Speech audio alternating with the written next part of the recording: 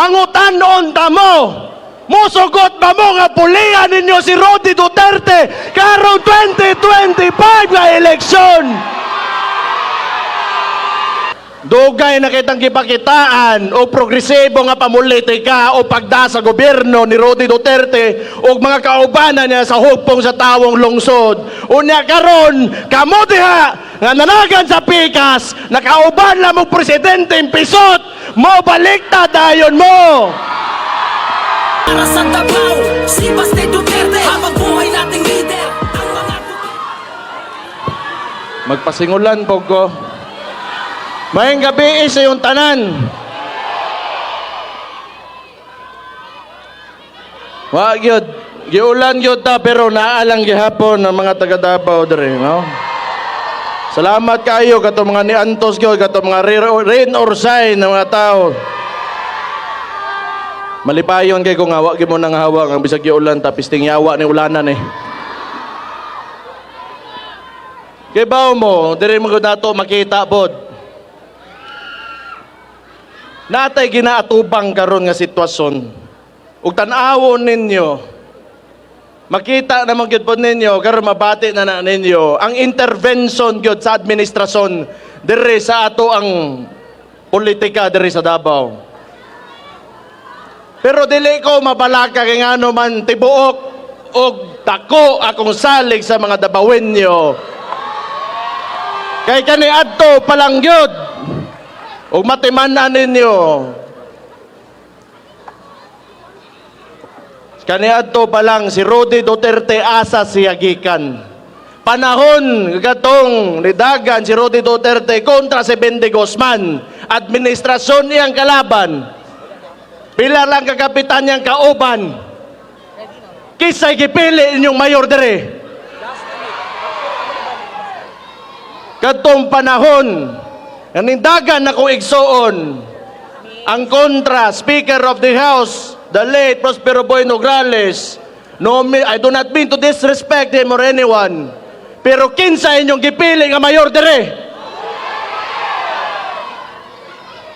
Nakabutang tag presidente 2016 na Davaoenyo, nakabutang tag vice presidente 2022 nga Davaoenya. Pangutanon ta mo. Musugot ba mo nga pulian ninyo si Rodi Duterte karong 2025 nga eleksyon?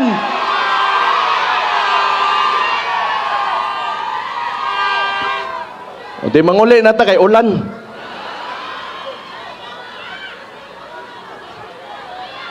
Pero di na ko kaayo na ko taso na lang siguro ni kay ang importante basa tang tanan.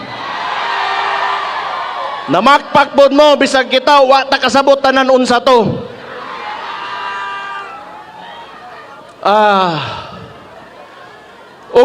Tan-awon po ninyo kadtong una nilang attempt. Nag-People's Initiative sila diri sa Davao. Gitawag nila nga People's Initiative at yet it came from Congress. Unsay gibuhat nila, nagda sila kwarta dire, nagda sila ayuda, papirmahan nila ang papel nga wala sila mag-ingon kung unsay himuon nila atong papel ato. Kato posible nga gamito nila pala kambyuhan ng konstitusyon para magpadugay sa mga termino sa mga incumbent. Unsay gibuhat nato ni barugta against ato og napugna nato to. Sugad-sugad dire sa Davao City. Timanin ninyo. Wa mi gaingon kami mga taga Davao nga daotan ang kwarta. Pero among boto sagrado ihatag namo dito sa amuang gusto.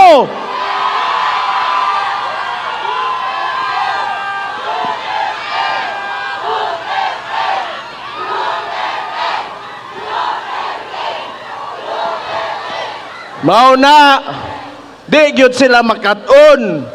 Dugay na kay tang ginapakitaan, tanawa nagkata na noong ko.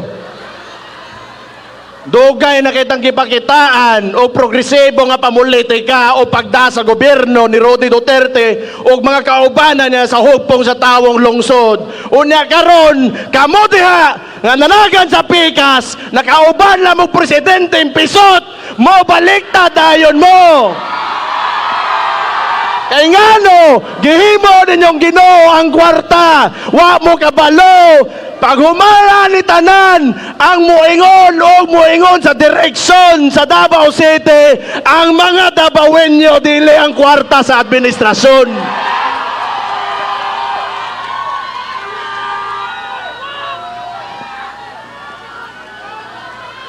At time si makurintihan tani.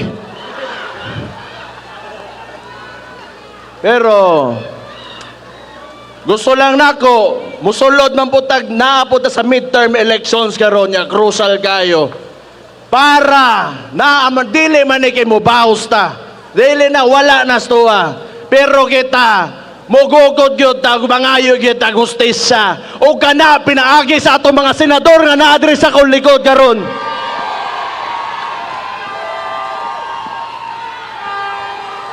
Na si Jimmy Bondok. Sultihan lang tamo kani mga tawanan eh. Wala gyud ni biyak ang Rudy Duterte. Ngunsay na kanindyot. Lami kay sa paminaw nang ingunana kana kay kaubang di gyud mo biya. Pareha ra ninyo bisan nagulan na wala mi biya eh. Kami po dili mo biya ninyo.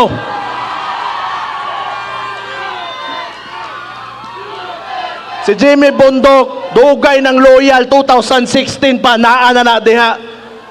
Gamay pa ang datos, ang survey ni Rudy Duterte, gasugod pa lang. Walay mo too nga mahimo sang presidente, kinidili Davaoenyo, pero nitoo ang Rudy Duterte. Naa si Jimmy Bondok para piliin ninyo pagka-senador. Kani, bantag hinay inyong pagpaka, Bato de la Rosa! Tangigit, kundi ni mahimo senador, paputol ko gugits. Walay laing usan ni sa nakapatarong dire sa atong gobyerno, dakog kontribusyon na himong chief PNP o kompleto ni pag-abot sa panggobyerno na si Bato de la Rosa mo pilion ninyo pagka-senador. Kani, sige, hagiton na mong pagpak, bongo!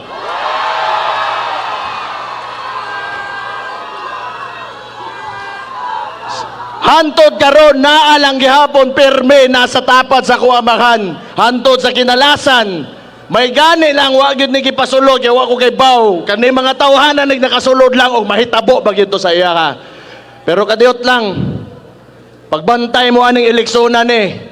Kung ang administrasyon gani makapakidnap og tao, pagbantay mo, total natay mga cellphone karon anang binuang sa eleksyon. Di ta mo sugot ana. Magbinantay ito mga Davaoenyo kay sukad kaniadto pahantod karon namugna tanig natugod nato nito sunad pinaagi sa pagtinabangay pinaagi sa pagkahiusa o higit sa tanan pagtuo sa itong mga kaugalingon nga kita Davaoenyo.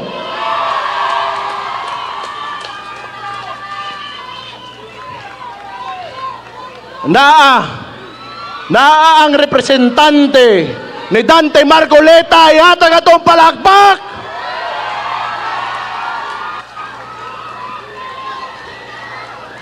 Timan ninyo unsay gibuhat ni Dante Marcoleta. Duhara sila sa Congress kadtong panahon na ilang quadcom. Kadtong panahon sa ilang quadcom timan ninyo pipila lang ka congressman. Sa ako matimanan si Dante Marcoleta o si Duterte yun party list ra gyud ang nitingog ana. Ayaw ninyo kalimte ang mga tao nga dili mo talikod sa ilang mga kauban labi na panahon sa pait kay mao na mga kinanglan ninyo mubantay sa inyong mga tao.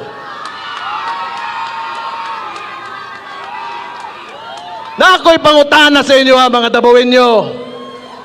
Moto ba mo kanang gatongtong nga presidente karon mahimo ba siyang presidente kung dili nato sa kitabangan? Kung wala sa ubanin, Inday Sara, ano, mga tongtong ba di sa diha? Tanawa ron, makita ninyo. Kisay nas kauban nato garon, kadagan pagka-senador. Ang mismong kauban niya, Pero noon, niingon siya, wa man kuno say problema gyud sa presidente, ako to. Pero, naa si Vic Rodriguez dire para pilion nato. Kay kaniadto mga nindot nila nga plano nga buhaton unta nila. Gusto niya unta ipadayon kay wala na natuman karon nga nakalingkod na si Marcos. Wala na. Pero tanaw na ako ganing tawhanan ni nagyon na hangaren na ganito, nagyon ni tumong nga mahimo diri sa politika. Kung ihatag ninyo maluing Ginoo na ay Attorney Vic Rodriguez nga andam idoso ang iya mga gipang istorya pasalig karon diri sa eleksyon nato nga moabot ay karong Mayo 12 pilian ninyo. Na si Dr. Marites Mata, ingnan ta mo. Og tanawon ninyo, kita'y ginagubot yun karon. Kaya wa ko kabalo, yung ngano man po, natay administrasyon nga puro kasuya rin ginapakita. Kaya ni si... Bantay mo pakan, magbuhaya diya ha, ulan ba ya? Timanin ninyo nga si Doc Marites Mata, o sa kini kadabawin nyo, ang contribution, pwede mo mulingkod ha? Likod lang, likod. Ang kontribusyon nato Davao City isa sa pinakadako tag contribution sa national income nato. So timanin ninyo kung well represented ta pag-abot sa Senado, mas maayo og daghang pagmoabot na kalambuan diri sa atong lugar. Og ihatag ninyong higayon kang Doc Marites Mata. O na, nibalik na. Kaya nga nakuguan ba? Kalaban na itong ibutla na kong mic. Balik ko na ako!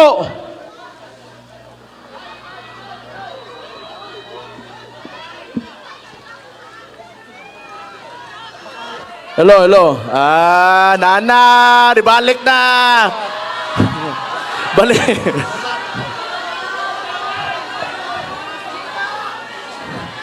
Ayo, anak lay.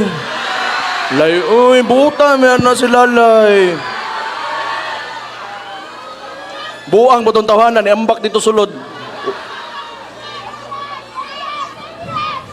Kaya lang nga, balikon sa nako. Doc Marites Mata, magpapili nga senador ninyo karon Mayo 12, atong palakpakan ni siya. Na si Atty. J.B. Hinlo, kay ba mo gatong pidipilapan, nga naa dire.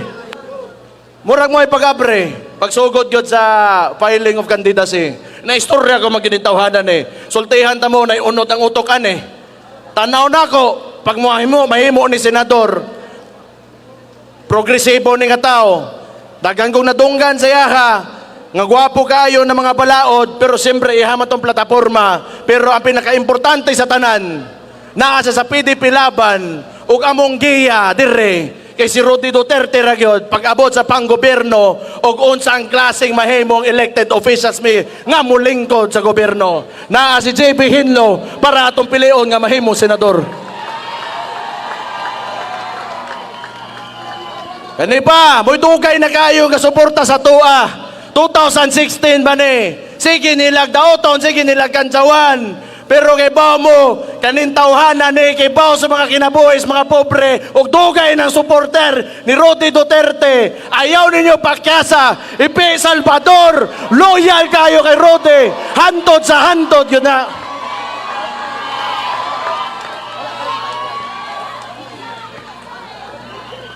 Nga na rabagyan na, kana mga mopay ka ng binuangan nila, mopay musutoy.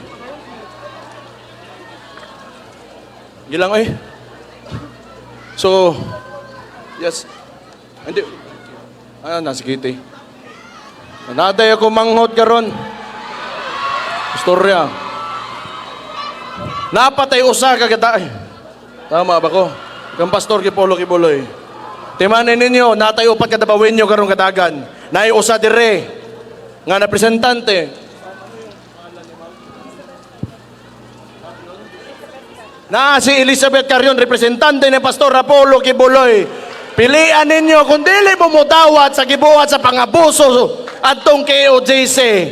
Nga nayo sa ka-administrasyon, nga mo serve lang og warrant, magpadakag 5,000 nga pulis, murag yung, wag yung kasaktong panguna-una, buang yung ka.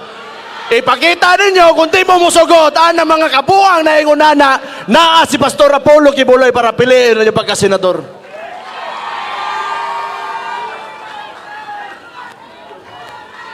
Sige lang, okay.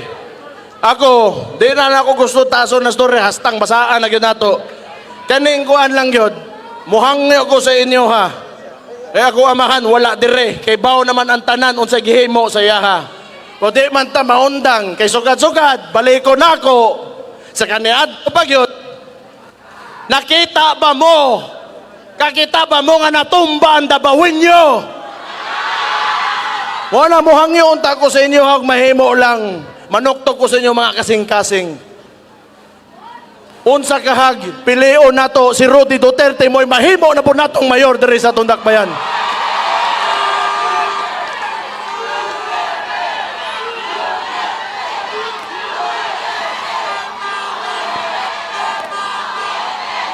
Duterte! Duterte! Duterte! Duterte! Unya, muhangyo bogo, basig pwede himo ko yung bisi mayor. Okay ra ninyo. Tarong ba? Bantay na mo. Magpasalamat po ko sa mga kaubanan na kay grabe ko atong giagian karon. Among pamilya, ba't naton lias, ang atong sudad, og tanan nagasuporta, sakit na gyud kayo ilang ginabuhat sa tuwa. Pero gidi kita nila makita, manghilak. Kaya ilang makita, ragyod sa tuwa, suko!